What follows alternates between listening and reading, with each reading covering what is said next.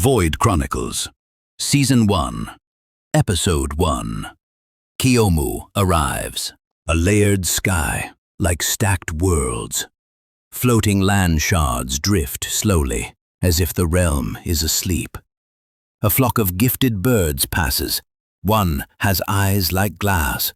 Another leaves a trail of faint light. This is the end zone. Gifts belong to all life, human, beast, and things without names. Power is common here. Survival is not. A shadow moves across the clouds, huge, slow, ancient. A massive turtle swam through the air like it was moving through deep water. Its shell bore ancient markings, faded sigils that glowed faintly when it exhaled. Below, Karaku Town lived loud and bright. Lanterns hung over the market, smoke rolled from grills, music cut through the night. Then people looked up, and conversations died. A merchant whispered, "That's a god beast." A child laughed, "It's a flying turtle." Kyomu landed with weight that made the stone street tremble. Yet nothing broke. Controlled power. And then a gate opened along Kyomu's shell. Slow, heavy, like space itself was peeling back. 3 figures stepped out. Akari Mugen dropped first, already chewing, eyes sharp like a blade. A food pouch hung at her waist. Rei Mugen followed, book in hand, reading while walking like the world was quiet enough to let him. Ryu Mugen stepped last, hands in his cloak, posture relaxed, a small smile on his face. Akari sniffed the air. "If the food's mid, we leave." Rei didn't look up from his page. "If the people lie, we leave." Ryu's smile stayed gentle, but his eyes carried weight. "If someone touches family, we don't leave." The air tightened for a second. Even Kyomu's markings flickered faintly. Akari smirked. "That's the only sentence you ever say like you mean it." Ryu's smile lifted a little. "I always mean it." A runner approached, sweating, bowing repeatedly. "Please," the runner said. "Mugen Clan, please. People vanished near the old Hollow Market." Akari tilted her head.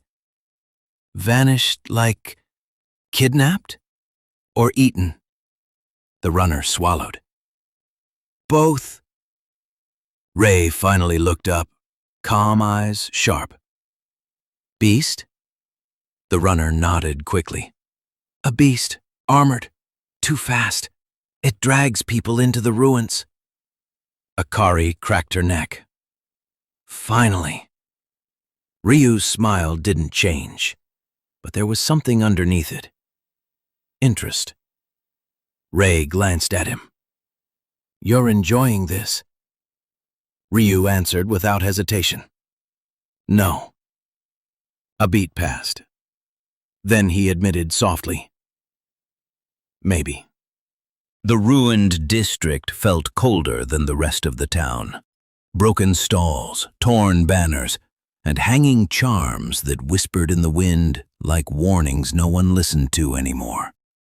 Rei crouched in the dust, tracing grooves with his fingers. He murmured, "Claw marks. But see this?" Akari leaned in. "Guarding what? Food?" Rei pointed at evenly spaced damage lines, too deliberate to be random. "It's guarding an area, not hunting blindly. It's protecting something valuable." Ryu walked forward slow, relaxed, like he was taking a midnight stroll. "Then we'll take it," he said. Akari glanced at him sideways. "You're not even hiding it." Ryu's smile widened slightly. "Hiding what?" "That you love this?" Ryu answered like it was the simplest truth. "I love winning." A shadow dropped from above. A gifted beast landed, sleek, bone-plated armor layered over its shoulders and spine. Its eyes were too intelligent. It didn't roar, it measured them. Akari's flame flickered, cold blue, at her fingertips. Ray closed his book slowly, like a ritual. Ryu rolled his shoulders once, loose. And then the beast moved first, an instant burst, aiming for Ray's throat. Ray stepped half a foot back, barely a movement. The beast's claw sliced air where his neck had been. Ray tapped the beast's forearm with his palm, one precise strike, like writing a character in ink.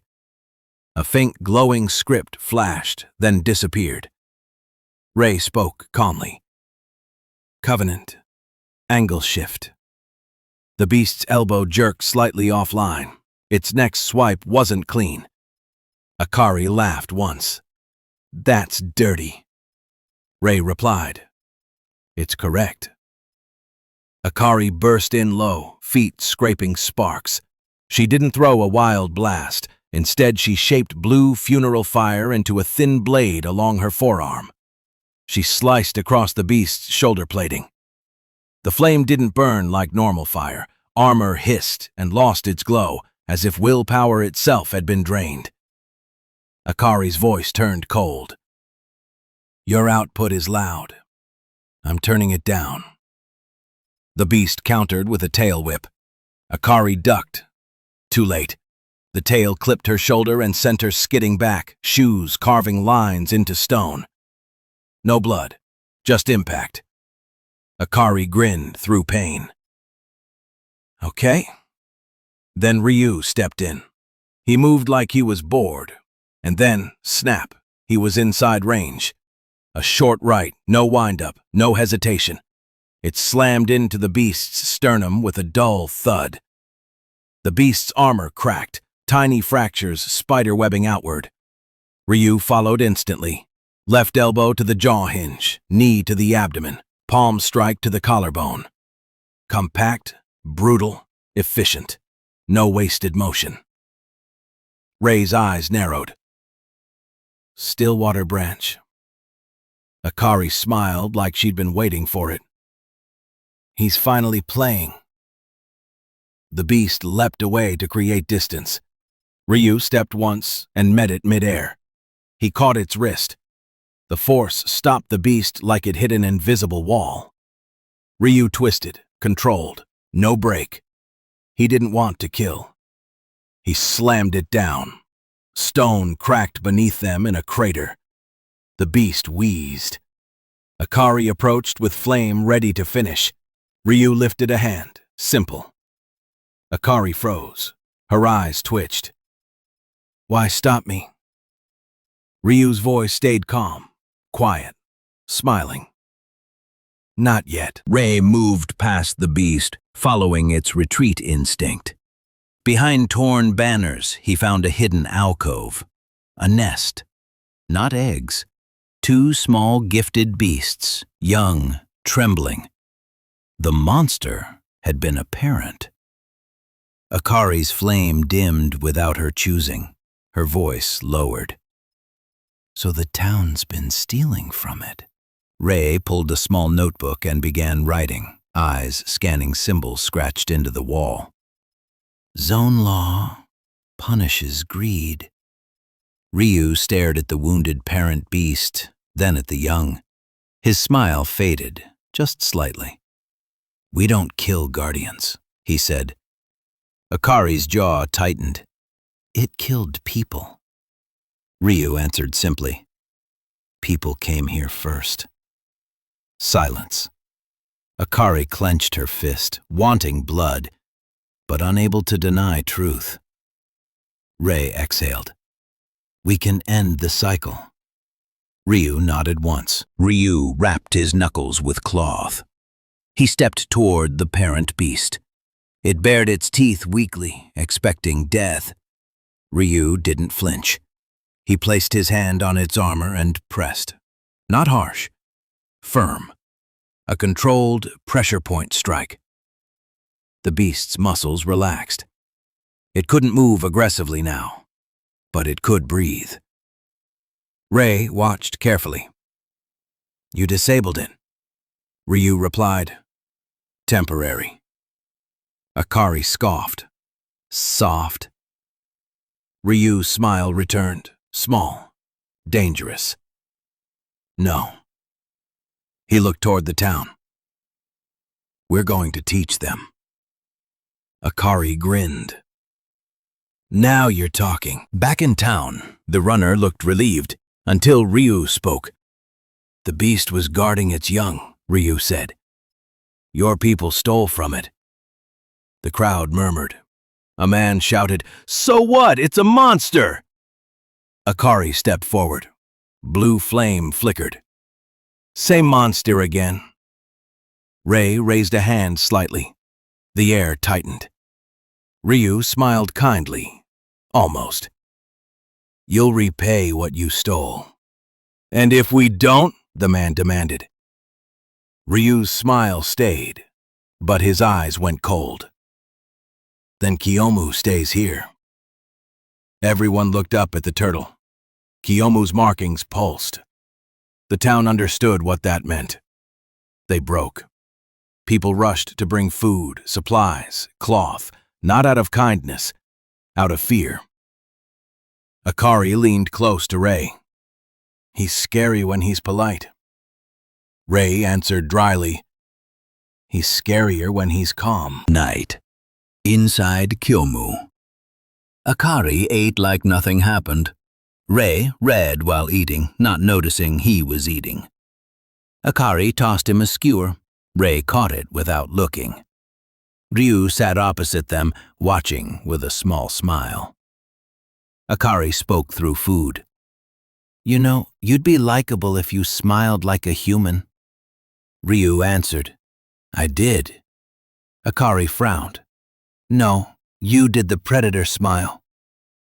Rei didn't even look up. "There's a difference." Ryu's smile softened, real for a second. "Eat," he said. Kyomu's gate opened hard. Father entered injured. Mother followed, eyes sharp, calm in a way that meant disaster. Akari stood instantly, food forgotten. Rei's book slipped slightly. Ryu stood without a word. His smile vanished. Father held a wrapped object. Even wrapped, it pulsed, cold, heavy. Lanterns flickered. Rei whispered, "End light." Akari's flame flickered involuntarily.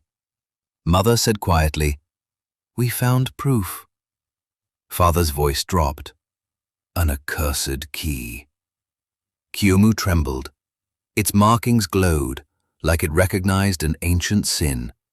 Outside Kyomu's shell, scrape. A voice, distant but clear. "Hand over the key." In the end zone. Proof always comes with a price.